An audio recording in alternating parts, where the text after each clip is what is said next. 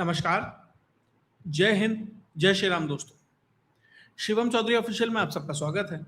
आगे बढ़ने से पहले आप सबसे रिक्वेस्ट है, वीडियो को लाइक कीजिए, चैनल को सब्सक्राइब कीजिए और शेयर करना मत भूलिएगा। विपक्ष और खासकर कांग्रेस पिछले कुछ समय से लगातार प्रधानमंत्री नरेंद्र मोदी से एक सवाल पूछ रहे हैं कि प्रधानमंत्री मणिपुर कब जाएंगे। ऐसा लग रहा है कि यह सवाल बार बार क्यों पूछा जा रहा है, उसका जवाब मिल गया है। दरअसल एनआईए ने 7 फॉरेन नेशनल्स को गिरफ्तार किया है, जिसमें से 6 यूक्रेनियन हैं और एक अमेरिकी है। जिस तरह का इन 7 लोगों का इतिहास है और जो जानकारियां इनसे जुड़ी हुई जानकारियां सामने निकल कर आ रही है, उससे यह निश्चित है कि ना ही सिर्फ म्यांमार बल्कि भारत के पूरे नॉर्थ ईस्ट में कुछ बड़ा करने का प्लान था। तो क्या उसी अराजकता में प्रधानमंत्री नरेंद्र मोदी को झोंकने का प्रयास था? क्या जो असम में आने वाले चुनाव हैं उनके लिए कोई तैयारी चल रही थी? या जो शेख हसीना ने कहा था कि भारत का नॉर्थ ईस्ट, बांग्लादेश का हिस्सा, म्यांमार का चिन प्रोविंस को मिलाकर एक क्रिश्चियन मेजॉरिटी स्टेट जो बनाने का प्लान है, वेस्ट का, चर्च का और सीआईए का, क्या उसको फलीभूत करने के लिए ये 7 लोग पहुंचे थे? ये 7 लोग भारत में टूरिस्ट वीजा पे आते हैं। उसके बाद ये धीरे धीरे मतलब अलग अलग बैचेस में आते हैं और मतलब अपनी जो आइडेंटिटी है, जो पास्ट आइडेंटिटी है, उसको छुपा कर आते हैं। उसके बाद ये गुवाहाटी पहुंचते हैं, गुवाहाटी से मिजोरम पहुंचते हैं और मिजोरम में जो रेस्ट्रिक्टेड एरिया परमिट होता है वो नहीं लिया इन्होंने। आप जब मिजोरम में जाते हैं, जो अलग अलग स्टेट्स हैं, वहां पे इनर लाइन परमिट लेना होता है, रेस्ट्रिक्टेड एरिया परमिट लेना होता है, उसको लेकर ही आप उन राज्यों में दाखिल हो सकते हैं अगर आप बाहरी हैं। उसको ये नहीं लेते हैं क्योंकि उन्हें अपने ट्रैक को छुपाना होता है, अपनी आइडेंटिटी को छुपाना होता है और वहां से ये म्यांमार में एंट्री करते हैं। जो एनआईए ने गिरफ्तारी की है उसमें से 3 लोग दिल्ली एयरपोर्ट से गिरफ्तार हुए हैं, 3 लोग लखनऊ एयरपोर्ट से गिरफ्तार हुए हैं। ये 6 के 6 यूक्रेनियन नेशनल्स हैं। जो लखनऊ एयरपोर्ट से गिरफ्तार हुए हैं वो ये 3 लोग हैं और कहा यह जा रहा है कि दिसंबर 2025 में ये भारत आए थे यूएई के माध्यम से और अब यहां से ये प्रयास था कि ये कुआलालंपुर जाने वाले थे। और उसके अलावा ये जो गिरफ्तारियां हुई हैं, 7 गिरफ्तारियां हुई हैं, ये सुबह 8:30 बजे, 13 तारीख को सुबह 8:30 बजे से 11 बजे के बीच हुई है। लगभग 2.5-3 घंटे का ये जो समय था, इस दौरान ये गिरफ्तारियां की गई हैं। यानी ये कोऑर्डिनेटेड एफर्ट था, यानी इनका जो ट्रेल था उसको देखा जा रहा था, इनको ट्रैक किया जा रहा था और सही समय पर, सही लोकेशन पर इनकी गिरफ्तारियां की गई। मान लीजिए सड़क पे करते, कहीं रेलवे स्टेशन में करते, होटल में करते, तो भागने की संभावनाएं रहती हैं। जब आप एयरपोर्ट पे होते हैं, आपको पता है कि ये व्यक्ति फला फ्लाइट से आ रहा है, फला गेट से आएगा, यहां से एंट्री लेगा, यहां से एग्जिट लेगा, तो गिरफ्तारियां करना, उसको पकड़ना अपेक्षाकृत आसान होता है। इसलिए गिरफ्तारियां एयरपोर्ट पर एक साथ की गई ताकि और लोगों को ये जानकारियां नहीं दे सके। इसमें जो एक व्यक्ति है जो अमेरिकन नेशनल है, मैथ्यू वेंडाइक, वो बहुत महत्वपूर्ण है। उसके बारे में सबसे ज्यादा चर्चा है। यह है मैथ्यू वेंडाइक। ये एक ट्रेंड मर्सेनरी है। मर्सेनरी यानी कि एक भाड़े का सोल्जर। आप इसे पैसा दीजिए, ये आपके लिए लड़ेगा, जहां चाहे आप इसे लड़ा लीजिए। बहुत जगह क्या होती है, जो देश होते हैं उनकी सेनाएं कम होती हैं, उस अपेक्षा के तौर पर वो बूट्स ऑन द ग्राउंड नहीं उतार सकते। अमेरिका इराक में उतने सैनिक नहीं उतार पाएगा, सीरिया में नहीं उतार पाएगा, यूक्रेन में नहीं उतार पाएगा, ईरान में नहीं उतार पाएगा। तो इस तरह की जो प्राइवेट मिलिट्री कॉन्ट्रैक्टर्स होते हैं उनको हायर किया जाता है। तो उन्हीं में एक बड़ा नाम ये मैथ्यू वेंडाइक है। 2011 में जब लीबियन सिविल वॉर चल रही थी, ये वहां पर भी मौजूद था। बाकायदा इसे गिरफ्तार कर लिया था गद्दाफी की जो रिजीम है उसने, और 5.5 महीने पीओडब्ल्यू रहा था, प्रिजनर ऑफ वॉर। और इसकी बाकायदा परेड कराई गई थी नेशनल टेलीविजन पर और यह बताया गया था कि भैया इसकी वजह से इस देश के अंदर ये सब चीजें हो रही हैं। जो रशियन फॉरेन मिनिस्ट्री है उसने बाकायदा इसके बारे में जानकारी सार्वजनिक की गई है कि किस हद तक, किस बड़े स्तर पर यह व्यक्ति मर्सनरी के तौर पर काम करता है। इसकी खुद की एक कह सकते हैं कंपनी है, ऑर्गेनाइजेशन है, जिसका नाम है सन्स ऑफ लिबर्टी इंटरनेशनल। ये पूरी दुनिया में जहां पर भी युद्ध चल रहे होते हैं, जब रिवॉल्यूशन चल रहा था ना, अरब स्प्रिंग चल रहा था, तो ये इजिप्ट में मौजूद था, ये वेनेजुएला में मौजूद था। और ये खुद ने कहा इसने कि जब वेनेजुएला में कार्यक्रम चल रहा था तो मैं वहां पर मौजूद था और मैं वहां के लोगों से संपर्क में था। स्पेन में ये काम कर चुका है, जॉर्डन में ये काम कर चुका है, टर्की में ये काम कर चुका है, इराक सीरिया में ये कर चुका है, यूक्रेन में कर चुका है। यानी पिछले लगभग 20-25 साल में दुनिया का कोई भी ऐसा युद्ध क्षेत्र नहीं है, अफगानिस्तान में ये था, जहां ये मौजूद ना रहा हो। काम क्या है इसका? इसका काम यह है कि जो मिलिट्री ट्रेनिंग है उस जगह की जो मिलिशिया है, जो रोग एलिमेंट है, या जो सरकारें इसको हायर करती हैं। अब इसका सीआईए कनेक्शन किस तरीके से निकल के आ रहा है, क्योंकि जो इसकी संस्था है सन्स ऑफ लिबर्टी इंटरनेशनल, उसमें आपको पूर्व रिटायर्ड सीआईए के अधिकारी, यूएस मिलिट्री के अधिकारी, पेंटागन के अधिकारी, स्टेट डिपार्टमेंट के अधिकारी, या जो सैनिक रहे हैं, वो आपको इसकी संस्था में मिलेंगे। और इसका काम यह है कि मिलिट्री ट्रेनिंग प्रोवाइड कराता है। यह आपको बाकायदा एडवाइस करता है कि आपको अपनी ग्रुपिंग इस तरीके से करनी चाहिए, ट्रेनिंग इस तरीके से करनी चाहिए, इस तरीके से आपको कैडर डेवलप करना है, इस तरीके से एम्बुश लगाना है, इस तरीके से गुरिल्ला वॉरफेयर हो सकता है, इस तरीके से सामने से हमला हो जाए तो आपको जवाब देना है। यानी आपको एक पूरी मिलिट्री ट्रेनिंग प्रोवाइड कराएगा। आपके जो सैनिक हैं उनके लिए आइडियोलॉजिकल ट्रेनिंग ये प्रोवाइड कराएगा, एक्सपर्टीज देगा, कॉम्बैट सपोर्ट देगा, सब कुछ देगा, आपको तैयार करके देगा पूरा का पूरा, और चाहे तो आपके लिए लड़ेगा भी। यह काम है इस मैथ्यू वेन डाइक का, बहुत ही कुख्यात और विख्यात है। यह क्या कर रहा था इस इलाके में, और इन 6 लोगों के साथ क्यों कर रहा था? ये 6 लोग यूक्रेन से आए हैं, और जब से यूक्रेन और रशिया के बीच में युद्ध हुआ है, तब से यूक्रेन के अंदर जो ड्रोन वॉरफेयर है और अलग अलग तरह का जो कॉम्बैट एक्सपीरियंस है, वह बहुत लोगों को मिला कि भैया हाइब्रिड वॉर कैसे लड़ी जा सकती है, गुरिल्ला वॉर कैसे लड़ी जा सकती है, ड्रोन वॉरफेयर कैसे लड़ा जा सकता है। जो एफपीवी ड्रोन्स होते हैं, फर्स्ट पर्सन व्यू वाले, क्या आ रहा है, एक छोटा सा ड्रोन होता है शादी वादी में उड़ता है, उस तरह का एक ड्रोन आया और वो भी अपना काम करके चला जाता है। इस तरह के जो एक्सपीरियंसेस हैं, जीपीएस का आपके पास सपोर्ट नहीं है, उसमें आप किस तरीके से अपने ड्रोन्स को उड़ा सकते हैं, बहुत सारी चीजें हैं, एंटी ड्रोन सिस्टम्स है। तो वो जो यूक्रेन में बहुत सारे लोगों ने जो एक्सपीरियंस लिया, उन्हीं में से ये 6 लोग हैं। इस व्यक्ति के साथ मिलकर ये म्यांमार पहुंचे, और म्यांमार में जो एथनिक आर्म्ड ग्रुप्स हैं अलग अलग, उनको ये ट्रेनिंग दे रहे थे।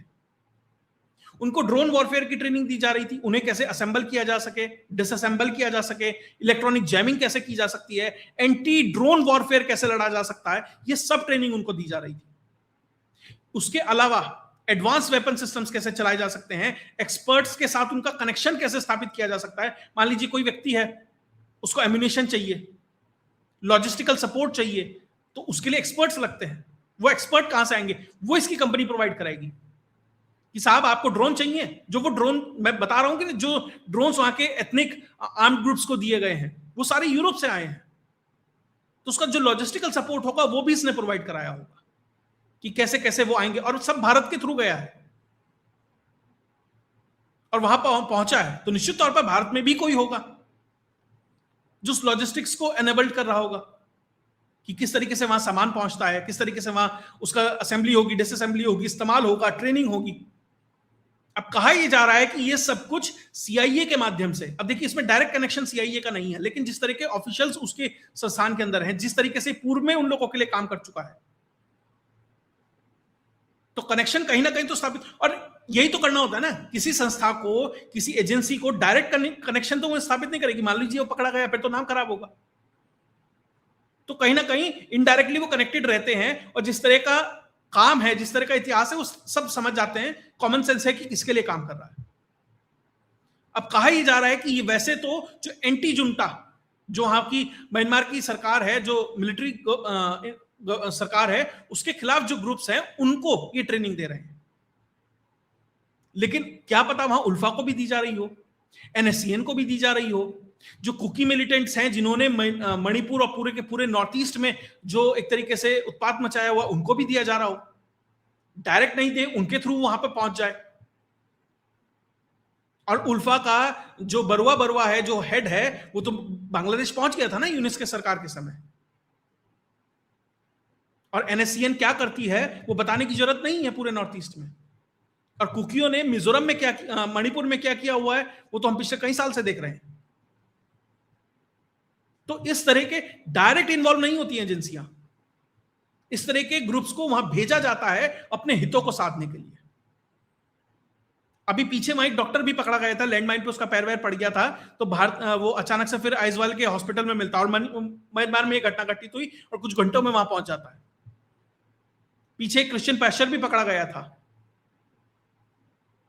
उसकी फोटोज वगैरह आई थी कि किस तरीके से वो उस पूरे इलाके में, कहने को क्रिश्चियन कन्वर्जन चल रहा था, लेकिन वो आर्म्स की ट्रेनिंग दे रहा था। इस पूरे एरिया में जो वेस्ट है उसकी एक वॉर चल रही है चाइना और भारत से, मेन लड़ाई चाइना से। ये वो जगह है जहां से सबसे अच्छा ड्रग का जो मनी का ट्रेल है वो स्थापित किया जा सकता है। पैसा अपार है क्योंकि ये एक गोल्डन ट्रायंगल है, ड्रग्स का पैसा है, प्रॉक्सीज लड़ रही हैं, आपको हथियार बेचने हैं। और अगर यहां पर जो भी देश, अमेरिका हो या चाइना हो, अगर यहां पर स्थापित हो जाता है तो बे ऑफ बंगाल उसके लिए खुल जाता है। चाइना चाहता है यहां से बे ऑफ बंगाल का रास्ता खुले। अमेरिका की प्रेजेंस नहीं है बे ऑफ बंगाल में, वो चाहता है कि मैं यहां पे आऊं तो बे ऑफ बंगाल में मेरी प्रेजेंस स्थापित हो।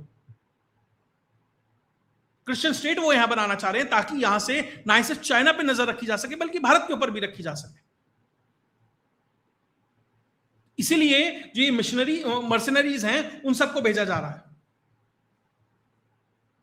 कि तैयारियां कीजिए। और अभी असम का चुनाव भी आने वाला है।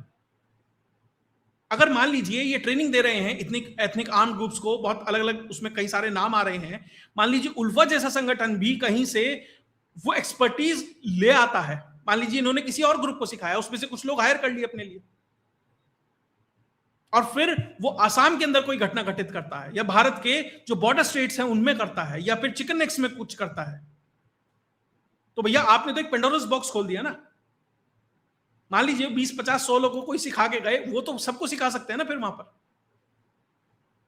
या वो सप्लाई लाइन स्थापित हो सकते हैं, वो लॉजिस्टिकल सपोर्ट सिस्टम स्थापित हो सकता है, वो नेटवर्क स्थापित हो सकते हैं जिसका इस्तेमाल कोई भी संगठन कर सकता है।